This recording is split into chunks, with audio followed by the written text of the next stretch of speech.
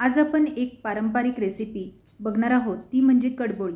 पण ही कडबोळी आपण ओव्याच्या पानांपासून करणार आहोत. तर ओव्याची पाने मी येथे घेतलेली आहेत आणि ही ओव्याची पाने खूप चांगली असतात खाल्लेली.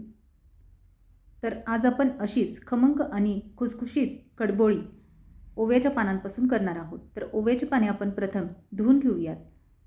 2 वेळेस पाण्याने आपण स्वच्छ धुवून घेऊयात, म्हणजे त्यावरची घाण सर्व निघून जाईल. ओव्याच्या पानांची भजी तर तुम्ही नेहमीच खाल्ली असेल, पण आज आपण खमंग आणि खुसखुशीत अशी कडबोळी आज ओव्याच्या पानांपासून बनवूयात. खूप मस्त होते. व्हिडिओ शेवटपर्यंत बघा. ओव्याच्या पानांचे आपण तुकडे करून घेतले आणि मिक्सरच्या भांड्यामध्ये घेतले. त्यामध्ये आपण अर्धा ग्लास पाणी घातलं आणि आता याची आपण पेस्ट करून घेणार आहोत. येथे पेस्टही तयार आहे. इथे पाहू शकता ओव्याच्या पानांची मस्तपैकी पेस्ट आपण तयार केलेली आहे. आता ही आपण एका चाळणीने गाळून घ्यायची आहे, म्हणजे वरचा जो चोथा आहे पानांचा तो वरती राहील आणि पाणी फक्त आपल्याला घ्यायचं आहे. तर ओव्याच्या पानांचं पाणी आपण येथे बनवून घेतलेलं आहे आणि ते आता आपण चाळणीने गाळून घेतलेलं आहे. येथे पाहू शकता. आता या पाण्यामध्ये आपण 2 मोठे चमचे भरून गव्हाचं पीठ घालूयात. हा 1 चमचा म्हणजे 1 कपाच्या प्रमाणात आहे. म्हणजे 2 कप आपण गव्हाचं पीठ घेतलं, त्यामध्ये आपण बेसन घेतलं, तर बेसन 1 कप घेतलं. तर पाण्याचा अंदाज पाहून तुम्ही पिठाचं प्रमाण कमी जास्त करू शकता. 1 चमचा ओवा घेतला. ओवा आपल्याला हातावर अशा पद्धतीने क्रश करून घालायचा आहे, म्हणजे पदार्थामध्ये ओव्याची चव छान उतरते. चवीनुसार मीठ घातलं. आता यामध्ये मी थोडीशी हळद घातली आणि थोडंसं आपण हिंगही घालूयात, म्हणजे ह्या कडबोळीची चव आणखीनच छान येईल. खमंग होईल ही कडबोळी आपली. धने पावडर घातली. 1 मोठा चमचा भरून मी येथे धने पावडर घातली.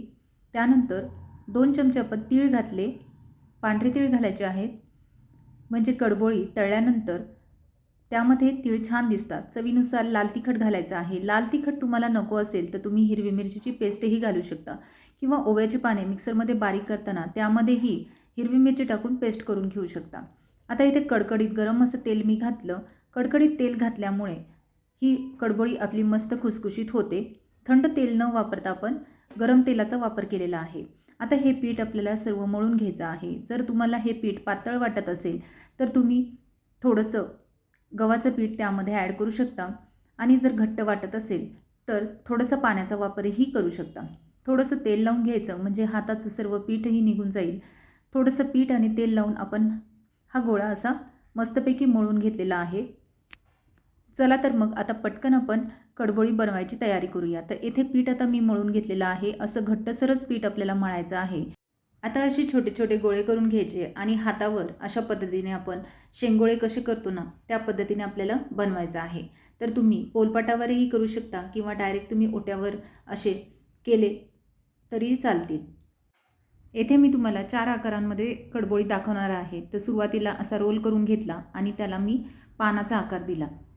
तर अशा पद्धतीचेही तुम्ही करू शकता, किंवा चकलीच्या आकारामध्येही करू शकता. तर छोटे किंवा मोठे आकाराच्या चकल्या ह्याच्या तुम्ही अशा पद्धतीने बनवू शकता. तुम्हाला हव्या तेवढा आकार तुम्ही वाढवू शकता किंवा कमी करू शकता. तर येथे मी ह्या साईजमध्ये अशा कडबोळ्या करून घेतलेल्या आहे. आता आपण दुसऱ्या आकारात पाहूया.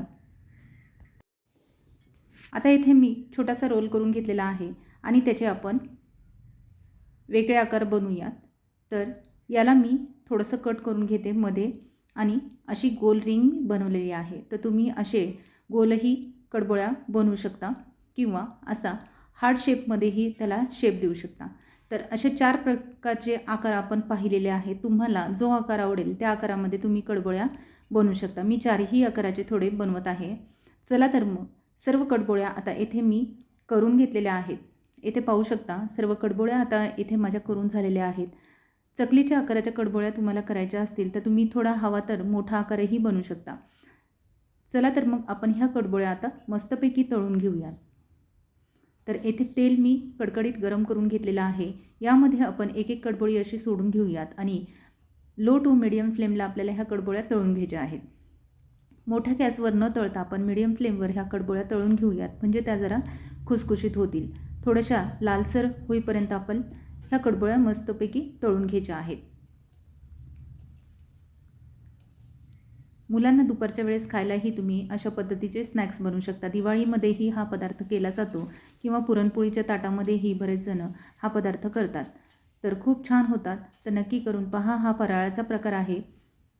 गव्हाचं पीठ आपण यामध्ये वापरल्यामुळे त्या हेल्दी पण आहेत. तर नक्की करून पहा अशा पद्धतीची ओव्याच्या पानांची कडबोळी.